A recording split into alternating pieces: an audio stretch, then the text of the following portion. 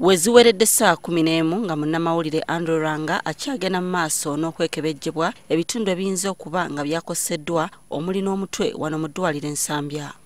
Olw'ebiwundukira by'alina ku mutwe ne tukola sikaani ey'obwongo n'amagumba ag'oku mutwe okulaba nti mu bwongo tebwalumiziddwa naddala okugendamu omusaayi n'amagumba g'oku mutwe okumenyeka oba okufuna fracture.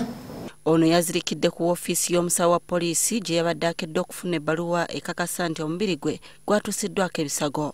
Tutuuse police surgeon nga police surgeon taliiwo naawo neeyongera okuba obubi n'azirika then awo asibye ku macupa g'amazzi olwa ssukaali w'omubiri gwe abadde asse nnyo. Bwe tuviiriddeyo nga Andrew Ranga tasobola kwogera era nga n'okukyusa bakyusa mukyuse. DPC was the one. My brother, I'm going with him to town. Of course. I have my ID. I'm going with that. Ono yakubiddwa olunaku lw'eggulo omukulu wa poliisi ya Old Kampala Joram Mwesige bwe yabadde akwata ebifaananyi mu kwekalakaasa kw'abavubuka abeeyita abaavu. Irene Namyala.